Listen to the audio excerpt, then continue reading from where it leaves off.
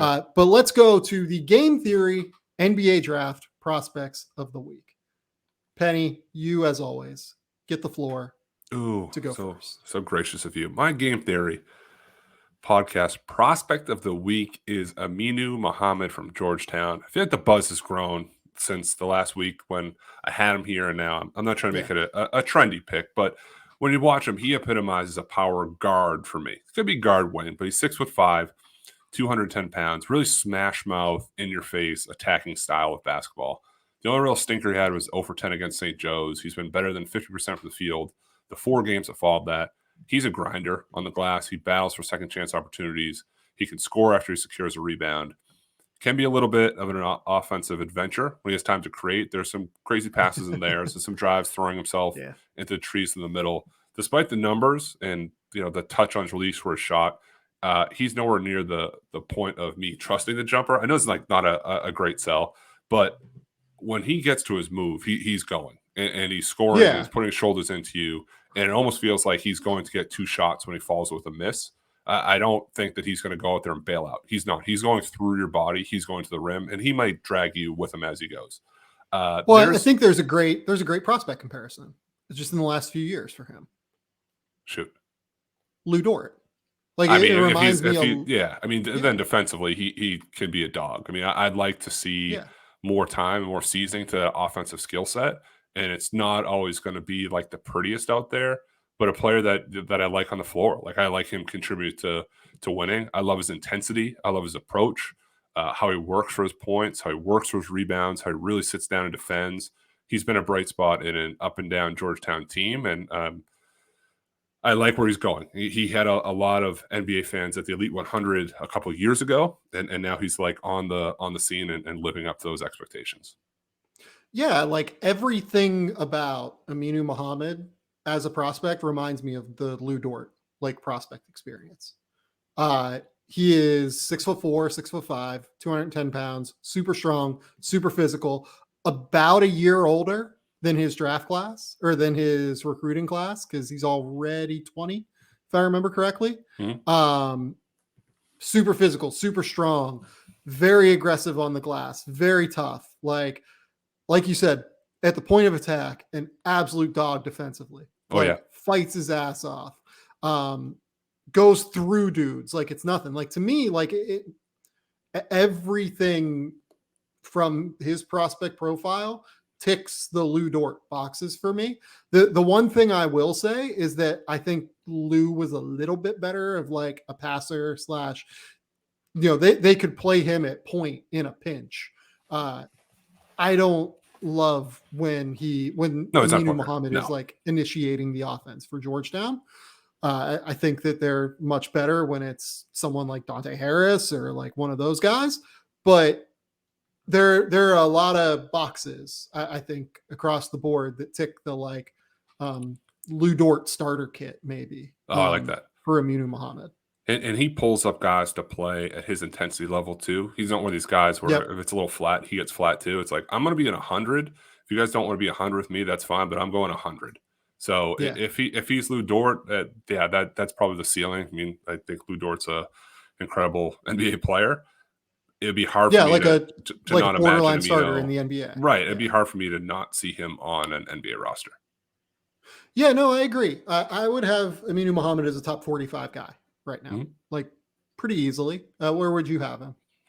Yeah, I haven't even really slaughtered him there. It's more of I want to do more research. If I had to put him somewhere right now, I'd put him in top 40 for sure. Yeah.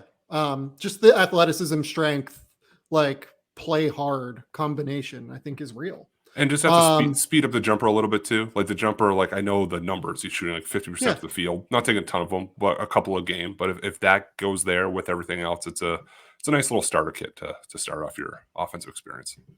Yeah.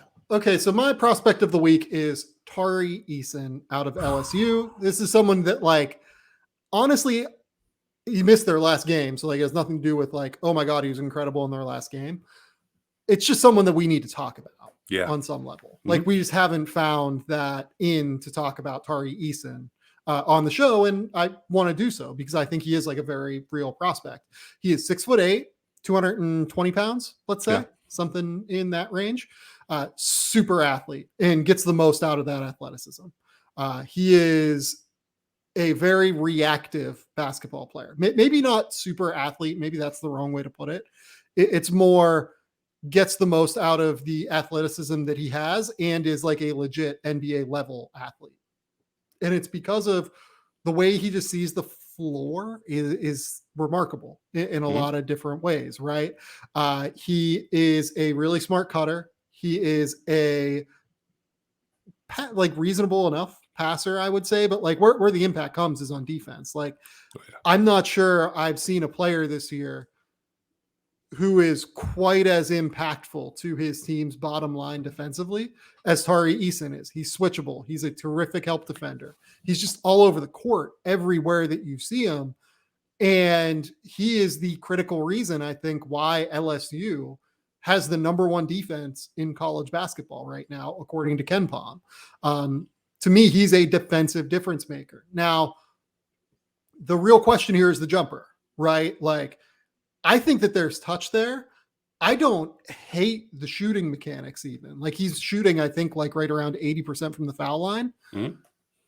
It's a low release, and it's not like it's even hitchy.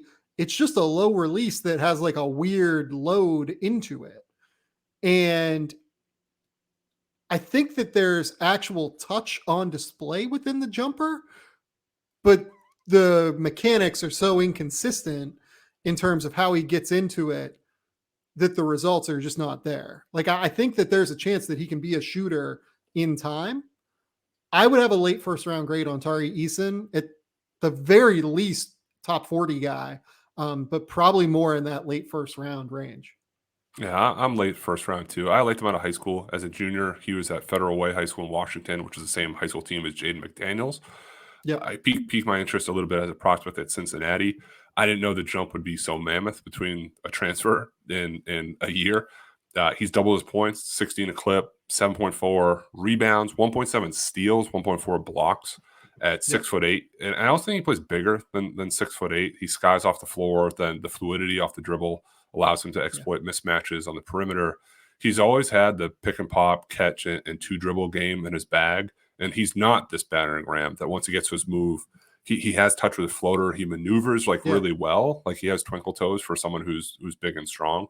Like the high school scout, and I went through my old notes, he's still very right-handed, like almost comically so. Like, instead of crossing to his left to like back up more to his right, then go back to his right again. Yeah. He still gets it off. Not a true shooter from distance. I think it's sort of like a push shot, almost like a grenade launcher off his shoulder. Yeah. It can trebuchet. Sure. The misses are off target when he misses. There's a lot of back rim, side rim stuff. I don't think it's beyond repair at his size, at being 6'8", as much as we just say he plays bigger than that. He's going to have to shoot a little bit. The energy rebounds won't be the same clip versus NBA size. We may point to a guy like sort of Isaiah Stewart and say that it's possible for him to use that size, use that height, not necessarily the rebounder, but be able to make it work. I like his defense a lot. I like the switchability. He moves his feet, he makes contact, protects the rim.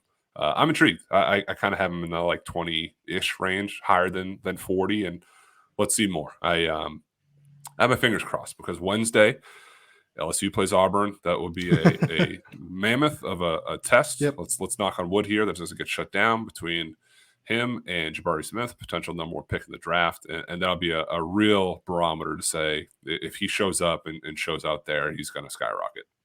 Yeah, no, I agree with that. I think that this is a good time to talk about him because of that game that we hope happens. How bummed are you in general too? Like it's just like hard for me to get excited about like these games right now, just because like I don't know who the fuck's going to play.